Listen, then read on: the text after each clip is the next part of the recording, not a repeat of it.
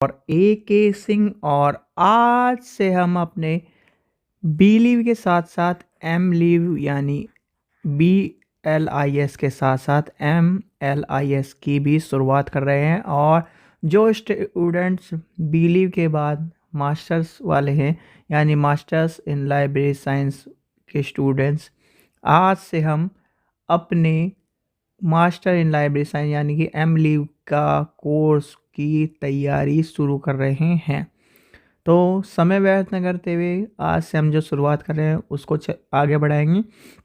और धीरे धीरे जैसे आप बीली वाले स्टूडेंट्स थे, आप सब भी एक सिंगल नोटबुक ले लीजिए या फिर एक ऐसी नोटबुक ले लीजिए जिसमें मतलब पन्ने ज़्यादा हों। और आपको क्या करना है, चैप्टर वाइज जैसे बी लीव के नोट्स बनवाए हैं वैसे आप नोट्स बनाइए, और जिससे आपको सिर्फ और सिर्फ एग्ज़ाम में एक बार उसे देखने की ज़रूरत पड़े।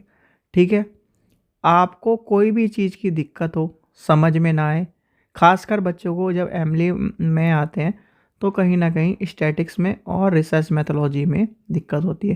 क्योंकि देखो, रिसर्च मैथोलॉजी मास्टर्स में पढ़नी होती है, चाहे आप कोई सा भी कोर्स कर लो।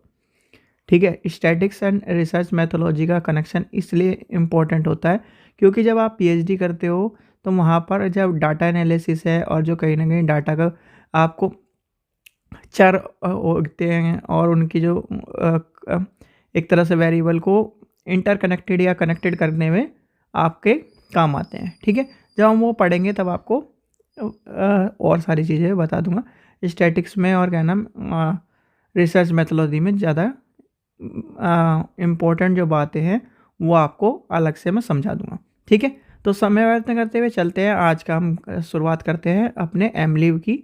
कहीं ना कहीं एमलीव में देखो, फर्स्ट आपकी कहीं ना कहीं एमलीव में जो यानी कि पहली किताब है यानी कि आपका MLIS 01 जिसका नाम है ग्रंथ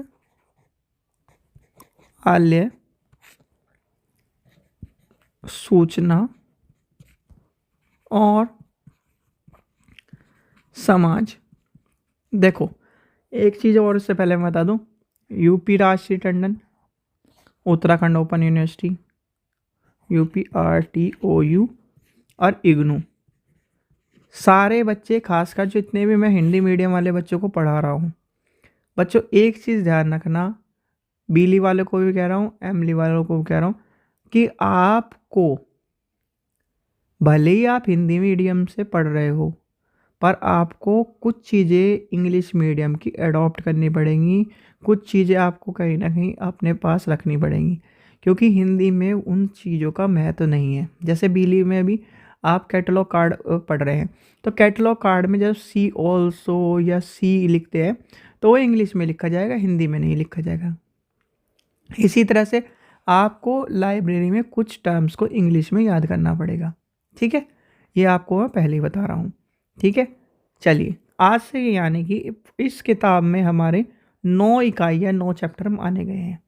पहला चैप्टर है आधुनिक समाज में ग्रंथालय एवं सूचीकरण केंद्र की भूमिका। आपको पता है जो आपने बीली में पढ़ा है, ठीक है, जो आपने बीली में पढ़ा है सीधे सीधे ये मान के चलो उसी का एडवांस वर्जन पढ़ना है। यानी कि पहले आपने क्या करा भाई, पहले कागज जैसे आप पुराने ज़माने में क्या होता था, जब एंट्री कराते थे तो आप क्या करते थे, एक व्यक्ति अपनी पासबुक आपको हाथ से लिख के देता था। आज क्या टाइम आ गया, आज आपका एडवांस हो गया, प्रिंट निकल के आ जाता, प्रिंट से आपकी पासबुक होती। वही इतना ही अंतर है बीली में और एमली में कि आपका पहले जो था वो हाथ से था, अब एडवांस है। तो इसलिए हम क्या करेंगे, आधुनिक युग को पढ़ेंगे।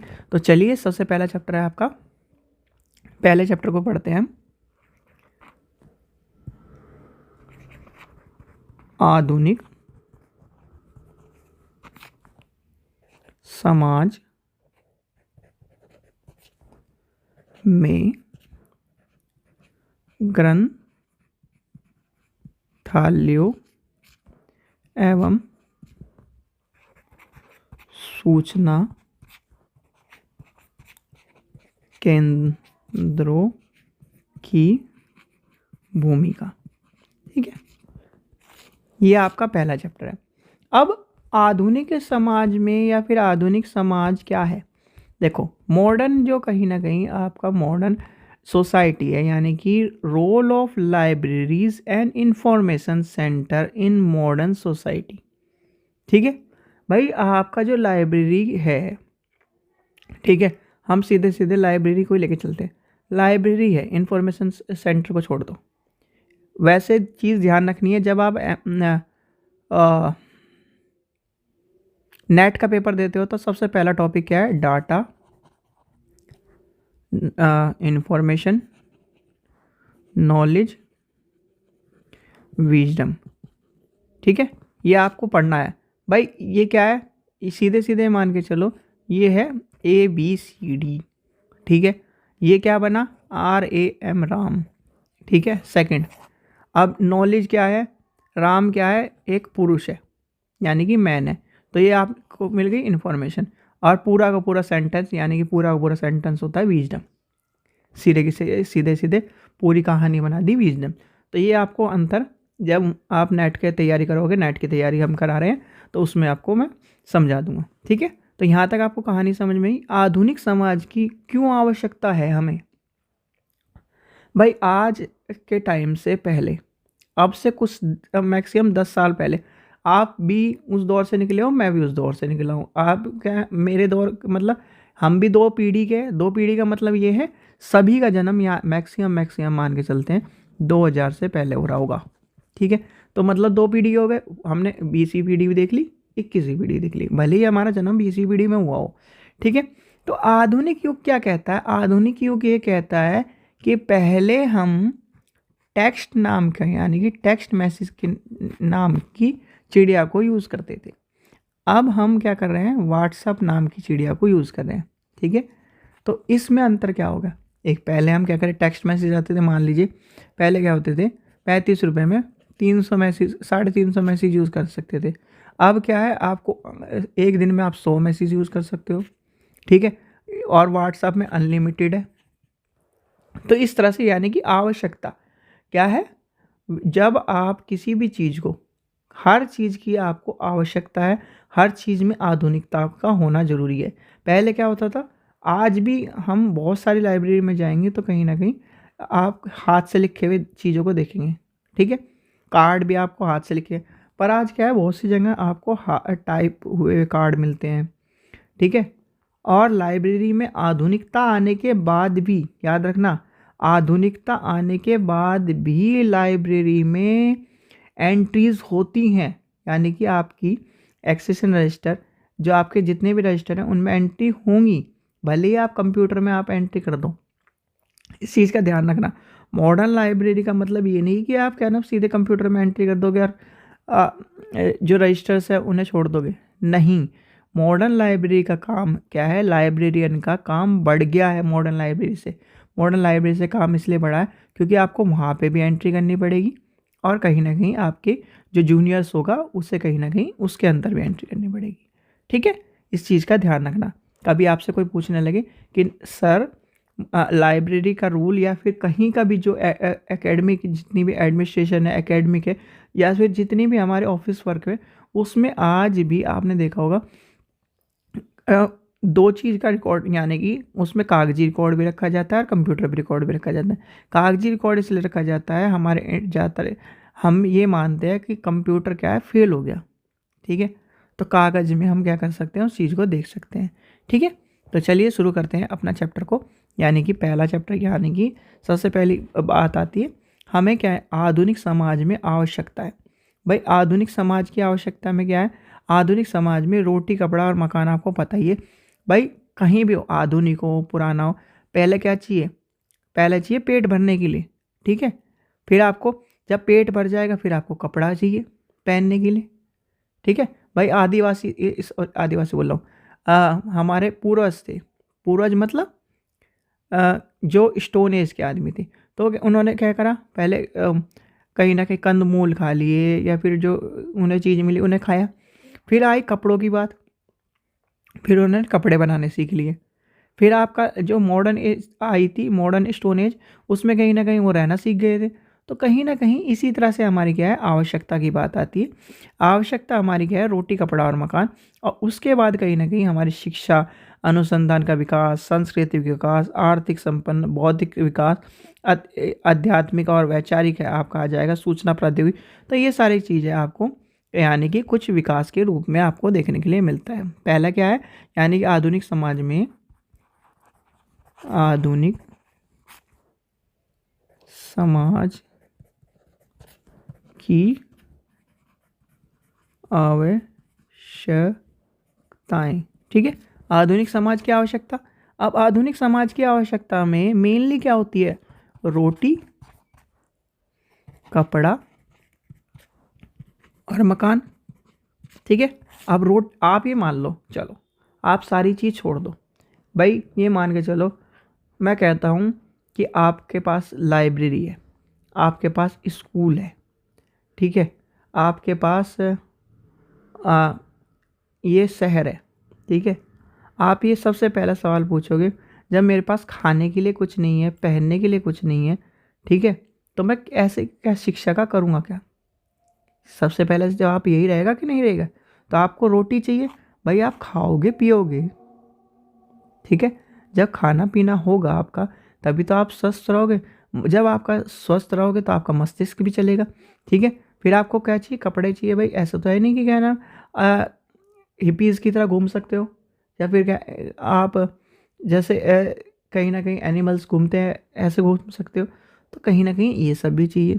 तो तब आप यानी कि जब ये 3 नीड आपकी पूरी हो जाएंगी, तब आप कहीं ना कहीं लाइब्रेरी की तरफ, शिक्षा की तरफ और सब चीज़ों की तरफ ध्यान दोगे, ठीक है। तो आधुनिक समाज की आवश्यकता क्या है? अब आधुनिक समाज की आवश्यकता भी हमारी कुछ और है, यानी इन 3 के बाद हमारी आधुनिक समाज की शिक्षा। सबसे पहले चाहिए शिक्षा। शिक्षा क्या करती है? शिक्षा व्यक्ति के मन मस्तिष्क, चलिए फ़ोन आ गया था। यानी कि हमारी नीड क्या है भाई, आप ये हो, आपको रोटी मिल गई, कपड़ा मिल गया, मकान मिल गया।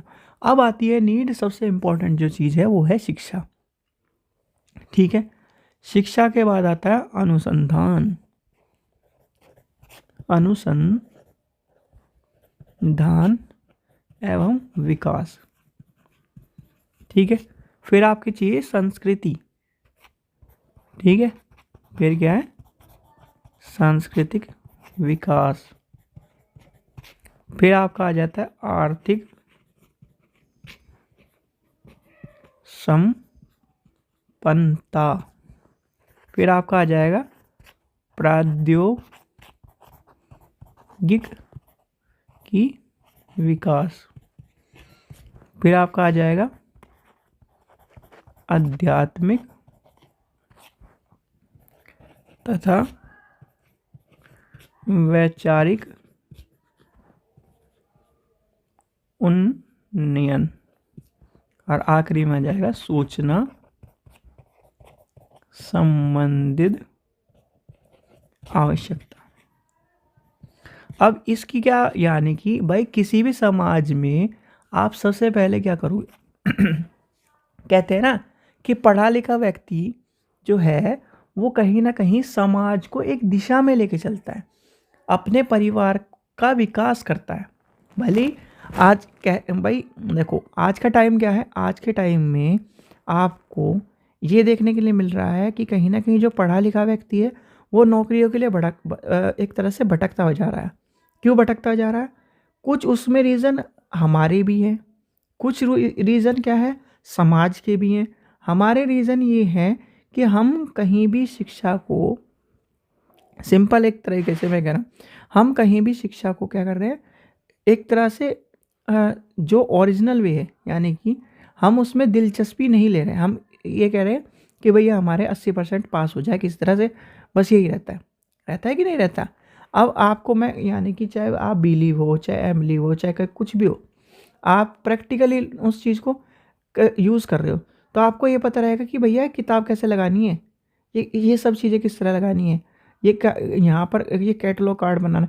जब आप इस चीज़ों को सीख जाओगे तो आप क्या कहीं ना कहीं जाके ये कह दोगे कि मुझे तो कैटलॉग कार्ड भी बनाने आते हैं, मुझे डीटीसी के नंबर भी लगाने आते हैं, मैं क्या जो लाइब्रेरी में सारी चीज़ें वो आते हैं। एक वही है, मतलब आप क्या है 60% आ रहे हैं, आपको सारी चीज़ें आती हैं। एक के 90% आते हैं, ना उसे कार्ड बनाना आता, ना उसे कहीं ना कहीं डीडीसी की ये नंबर निकालने आते, ना उसकी क्या एंट्रीज फॉलो करने आती, ना उसे रजिस्टर के बारे में पता। तो ऐसे 90 नंबर का क्या फ़ायदा। जितने भी प्रैक्टिकल यानी कि प्रैक्टिकल कोर्सेज हैं, उसमें सबसे ज़्यादा इम्पॉर्टेंट है हमें प्रैक्टिकल नॉलेज होना। ठीक है, इस चीज़ का ध्यान रखना। अब समाज में कहीं ना कहीं जब शिक्षा आएगी तो प्रत्येक व्यक्ति उसकी शिक्षा को लिए कहीं ना कहीं नागरिक समाज का विकास होगा, अपने मन मस्तिष्क का विकास करेगा। कहीं ना कहीं आधुनिक समाज में प्रथम आवश्यकता किसकी मानी जाती है, रोटी कपड़ा मकान के बाद शिक्षा की। ठीक है, किसकी मानी जाती है, शिक्षा की। अब शिक्षा के बाद आता है आपका अनुसंधान एवं विकास, यानी प्रत्येक विकास समाज में जो कहीं ना कहीं निरंतर अनुसंधान कार्यक्रम होते हैं, उसको कहीं ना कहीं उसकी आवश्यकता है।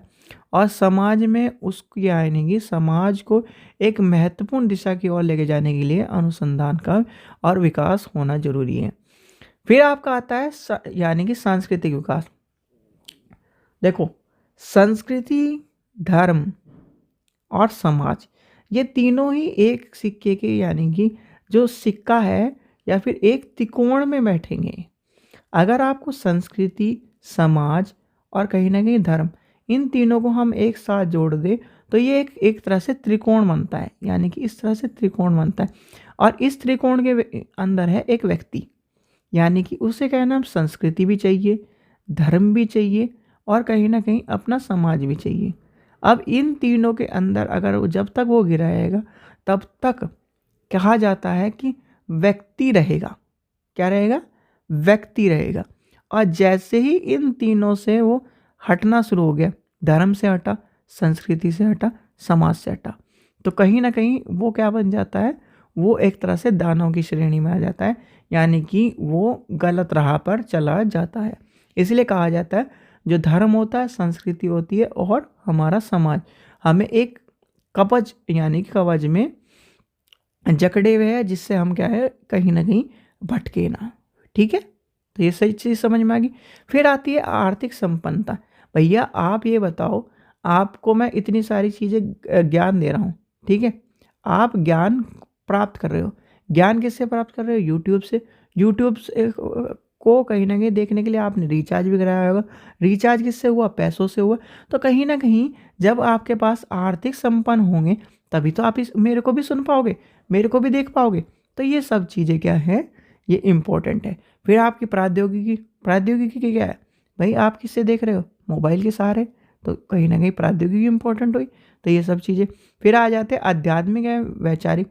भाई आध्यात्मिक ज्ञान क्या इंपॉर्टेंट है, भाई आपको आध्यात्मिक ज्ञान, ये त्रिकोण वाली चीज़ समझ लो। आध्यात्मिक ज्ञान क्यों जरूरी है, भटकाव ना हो, कल को क्या कहने लगो कि भाई मेरे साथ इसने गलत कर दिया, ये कर दिया, वो कर दिया, इसे कहीं ना कहीं हटा दो। ईश्वर क्या कहता है कि जो कहीं ना कहीं जो दूसरे के लिए गलत करता है उसके साथ स्वयं गलत होता है। तो यही सब चीज़ें, यानी कोई भी धर्म हो, चाहे हिंदू हो, मुस्लिम हो, सिख हो, ईसाई हो, पारसी हो, कितने भी जितने भी धर्म है हमारे, वो यही कहते हैं किसी के साथ हमें बुरा नहीं करना चाहिए, यानी कि हमें अपना व्यक्तित्व, अपना जो जीवन है वो सदैव अच्छी कार्यों के लिए लगाना चाहिए। ठीक है। फिर आता है समाज की यानी सूचना संबंधित आवश्यकता है। जो इतने भी कहीं ना कहीं आधुनिक समाज में अपनी विभिन्न क्षेत्र हैं उसको विकास करने के लिए सूचना की आवश्यकता क्या है, सूचना की आवश्यकता हमें देखने के लिए मिलती है। किसकी आवश्यकता मिलती है, सूचना की आवश्यकता मिलती है। ठीक है, तो यहाँ तक की कहानी आपकी जो है आपको समझ में आ गई होगी। अब आती है बात समाज द्वारा स्थापित संस्थाएं। ठीक है, अब समाज द्वारा संस्थाएं कौन से देखें, अब गतिविधियों के हिसाब से अगर लेके चले या फिर उससे सबसे पहले हमारा क्या है, सबसे हमने पहले क्या पढ़ी, शिक्षा पढ़ी, यानी कि शिक्षण में हम लेके चलते हैं। भाई आपका क्या हो गया, स्कूल आ गया, कॉलेज आ गया, ठीक है, फिर आपकी यूनिवर्सिटी आ गई, ठीक है, और यानी कि ये सब चीज़ आ गई। ठीक है, अब वेब यानी कि स्पेशल सेंटर भी मान लो, स्पेशल सेंटर जो है वो भी मान के चलते हैं। तो ये सब आपको देखने के लिए मिलते हैं। फिर आर्थिक और औद्योगिक विकास में विभिन्न प्रकार के वित्तीय और औद्योगिक संस्थाएं आ गए, यानी कि आर्थिक एवं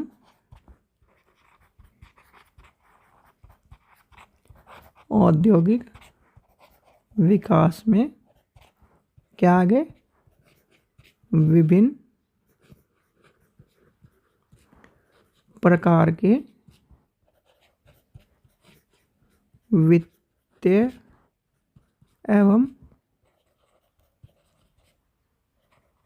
औद्योगिक संस्थाएं। ठीक है, ये आपको देखने के लिए मिल गई। और जो भी स्टूडेंट यूजीसी नेट की तैयारी कर रहा है मात्र 100 रुपये में हमसे प्रीवियस ईयर ले सकता है। ठीक है जी, अब यहाँ तक बात आ गई। अब आती है किसकी, प्रौद्योगिकी की विकास की। इसमें क्या आया, अनुसंधान संस्थाएं। ठीक है, यहाँ आपको देखने के लिए मिली। फिर आपका आ जाता है आध्यात्मिक एवं वैचारिक विकास। इसमें क्या आ गया आपका, दार्शनिक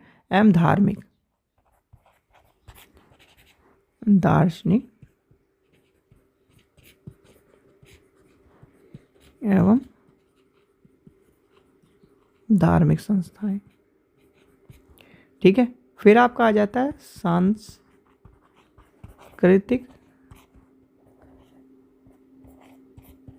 क्रियाकलाप।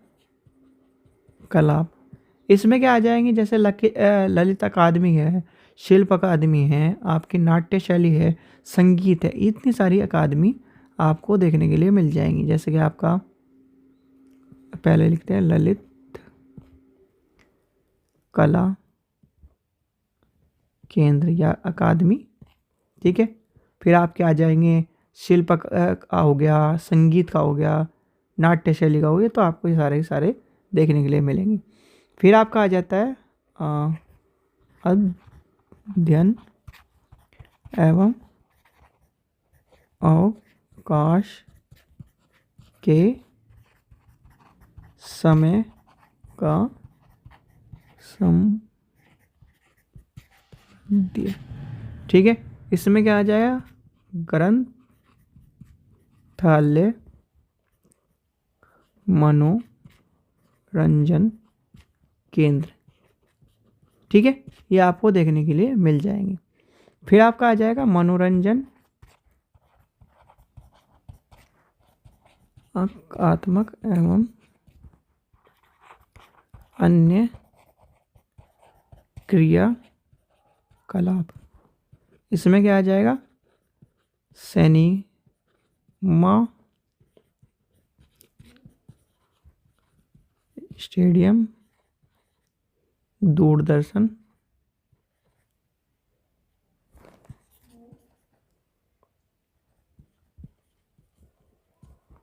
केंद्र। ठीक है, ये आपको सारे के सारे इसके अंतर्गत देखने के लिए मिल जाएंगे। ठीक है, अब आपकी नेक्स्ट बात आती है, भाई ग्रंथालय सूचना केंद्र की भूमिका क्या है। ग्रंथालय एवं सूचना केंद्रों की भूमिका। ठीक है, अब भाई जो समाज है, कहीं ना कहीं समाज में शिक्षा की आवश्यकता है, और कहीं ना कहीं ग्रंथालय कहीं ना कहीं उसी का द्वारा जन्म हुआ है। भाई अगर शिक्षा ना होती, किताब ना आई है, तभी तो क्या है ग्रंथालय का जन्म हुआ है। तो ऐसे में समाज की संस्थान की ज्ञान और संरक्षण के लिए कहीं ना कहीं उसका अर्जन हुआ है। अब पुस्तकालय, समाज पत्र, पत्रिकाएं, हस्तलिखन, ग्रंथ, मंच, मानचित्र हो गया, ध्वनि संरक्षण हो गया, चलचित्र हो गए, ये सारे के सारे क्या है, कहीं ना कहीं हमारे लाइब्रेरी के लिए इम्पोर्टेंट है। क्या है, लाइब्रेरी के लिए इम्पोर्टेंट है। अब इसी के द्वारा हम क्या करते हैं किसी भी चीज़ की मांग की जो आवश्यकता है और सूचना की जो आवश्यकता है, देखो मांग की जाने वाली सूचना, ठीक है, सेवाओं का आयोजन होता है, और कहीं ना कहीं जो चीज़ें हैं वो आपकी लाइब्रेरी से अटैचमेंट होती है, ठीक है। तो कहीं ना कहीं ग्रंथ यानी कि ग्रंथालय सूचना केंद्र की भूमिका हमारी जो इन सब चीज़ों पे, जैसे कि आपकी शिक्षा है, सबसे पहले हम शिक्षा को लेकर चलें। शिक्षा में आपने औपचारिक शिक्षा और अनौपचारिक शिक्षा के बारे में पता होगा। देखो औपचारिक शिक्षा वो होती है जो कहीं ना कहीं हम विद्यालय, महाविद्यालय या फिर विश्वविद्यालय में दी जाती है। याद रख लेना, औपचारिक शिक्षा वह होती है जो औपचारिक रूप से, यानी कि हम कहीं ना कहीं औपचारिक रूप से जाकर शिक्षा प्राप्त करते हैं। अनौपचारिक शिक्षा वह होती है जो कहीं ना कहीं आपकी जन्म से शुरू हो जाती है, ये ध्यान रखना, यानी कि जन्म से मृत्यु तक चलती है, ठीक है। तो क्या है, जो अनौपचारिक होती है, जैसे कि मान के चलिए आप आपका घर ये ए स्थान पे है, बी स्थान पे आपका कॉलेज है, यहाँ से यहाँ तक आए आपने यानी कि आपका रास्ता है 4 किलोमीटर का है, ठीक है। आपने 4 किलोमीटर रास्ते में पैदल आए या फिर ऑटो से, किसी भी तरह से मान के चलते हैं आप आए, आपने यहाँ पर दो बात सीख ली। क्या सीख ली? दो बात सीख ली कि भाई जो क्या है, हमें ट्रैफिक नियमों का पालन करना चाहिए, या फिर कुछ भी बात सीख ली आपने। तो क्या हुआ, वो शिक्षा क्या हुई, औपचारिक शिक्षा हुई। औपचारिक, सॉरी, अनौपचारिक हुई। औपचारिक शिक्षा क्या होती है, जो हम क्या करते हैं स्कूल में जाके, औपचारिक रूप से हम क्या करते हैं, कपड़े पहन के जाते हैं, हमने टाइम फॉलो करते हैं, टाइम टेबल को फॉलो करके औपचारिक रूप अपनाते हैं। अनौपचारिक मतलब यानी कि हम कोई नियम कानून जो हमें दिख रहा है या फिर हमें जो शिक्षा प्राप्त हुई, मान के चलिए आपके पिताजी या फिर आपकी बुआ, आपकी चाची, मतलब कोई भी घर का मेंबर आपको क्या कर रहा है, घर पे क्या कर रहा है, एक तरह से समाज की शिक्षा, घर की शिक्षा, कुछ भी शिक्षा दे रहा है कि बच्चों कि ऐसा है कि क्या है, गलत काम नहीं करते या फिर किसी को क्या हानि नहीं पहुंचाते। तो वो भी तो शिक्षा हुई। तो कहीं ना कहीं अनौपचारिक और औपचारिक दोनों शिक्षाओं के बारे में आपको पता होना चाहिए।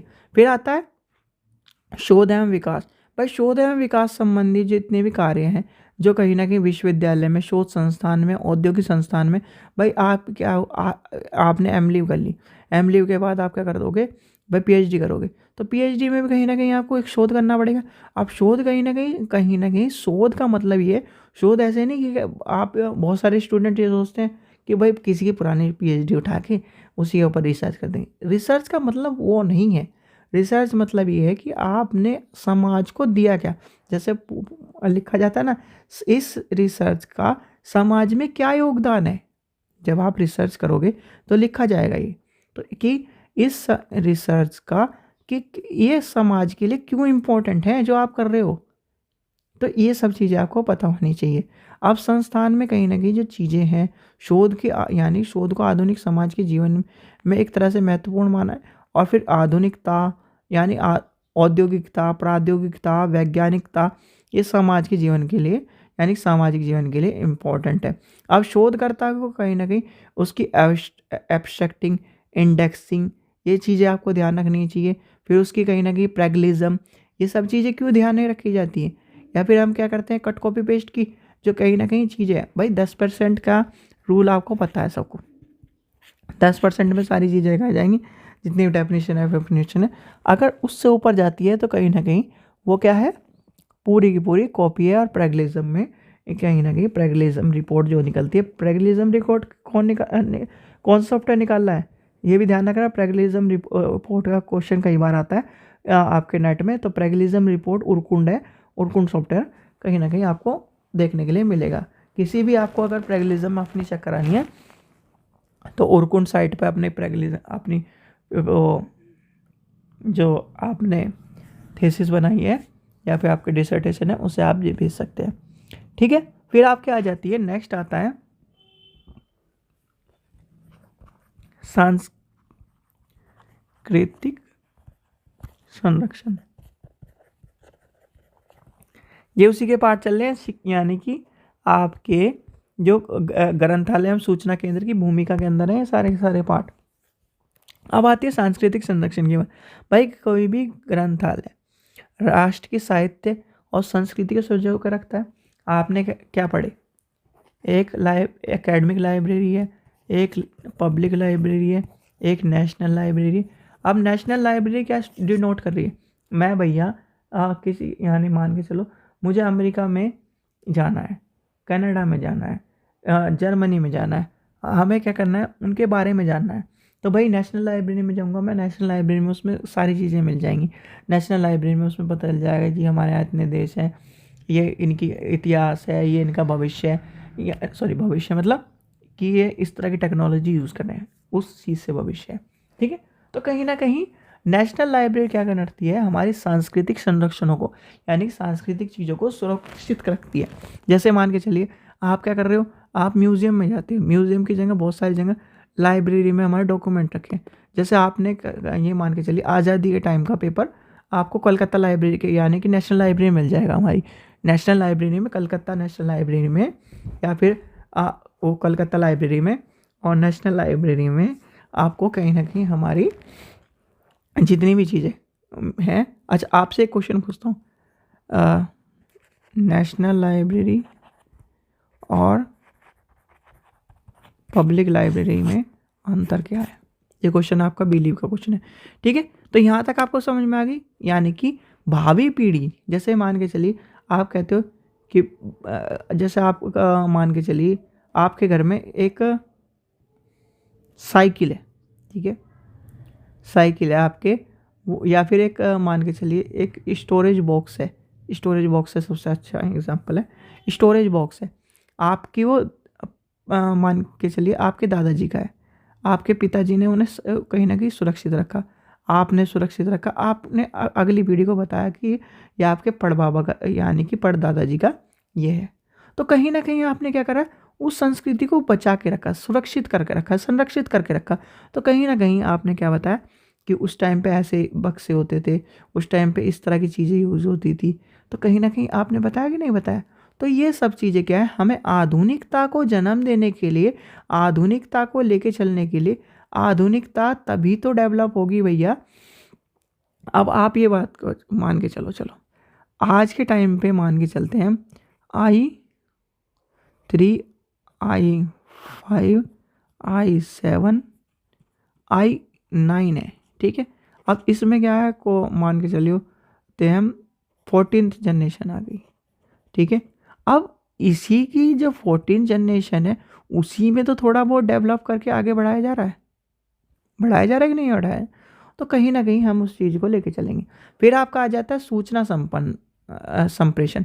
अब सूचना संप्रेषण केंद्र में सारे ग्रंथालय एवं सूचना केंद्र की भूमिका महत्वपूर्ण होती है, क्योंकि समाज में के लिए कहीं ना कहीं उसकी आवश्यकता, और कहीं ना कहीं जो विद्यालय है, शोध है, शिक्षा के प्रशासन है, औद्योगिकपति है, प्रबंधन है, कलाकार और किसान है, ये सब चीज़ें क्या है, सूचना के लिए हमारे इम्पोर्टेंट आपको देखने के लिए मिलती है। फिर आपका आ जाता है आध्यात्मिक एवं वैचारिक विकास।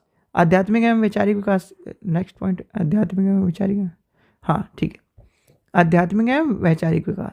अब आध्यात्मिक एवं वैचारिक विकास की बात हम लेके चलें तो आध्यात्मिक एवं वैचारिक विकास में जो आध्यात्मिकता है भाई, साहित्य संग्रह करने के लिए आध्यात्मिकता भी, सूचना संबंधित साहित्य, मनोरंजन, संप्रेषण, भाई आधुनिकता और साहित्य में वैज्ञानिक जो चीज़ें हैं और कहीं ना कहीं दुर्लभ जो चीज़ें हैं उसका भी इम्पोर्टेंस है। तो इस चीज़ का भी आपको ध्यान में रख कर लेके चलना है। फिर आ जाते हैं बौद्धिक मनोरंजन अतिरिक्त समाज की उसकी समदुर्लभ प्रयोग चीज़ें, तो वो सब चीज़ें आ जाएंगी।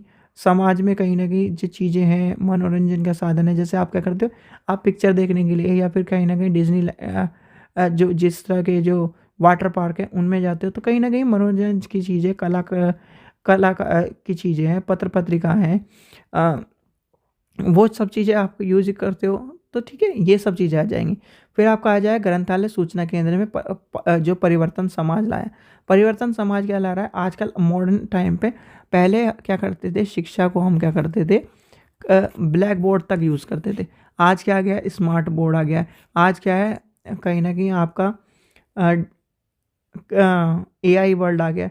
तो ये सब चीज़ें क्या है, आधुनिकता की ओर लेके चली जा रही हैं। क्या लेके चली जा रही है, आधुनिकता की ओर लेके चली जा रही है। अब आधुनिकता की जो ओर लेके चली जा रही है तो उसके परिवर्तन के कारण भी पता होने चाहिए आपको। क्या है, परिवर्तन के कारक तत्व। अब परिवर्तन के कारक तत्व क्या है? सबसे पहले है हमारा परिवर्तन का समाज, आर्थिकता, राजनीतिक, शैक्षणिक, अनुसंधान, औद्योगिकी, व्यवसाय, शासन, सांस्कृतिक। समाज में आप ये बताओ, मैं आपको कहने लोगों कि आज के टाइम में आप साइकिल पे चलो आपके घर में, या फिर आप पैदल चलो, तो आप क्या चल पाओगे? 10-10 किलोमीटर, 20-20 किलोमीटर।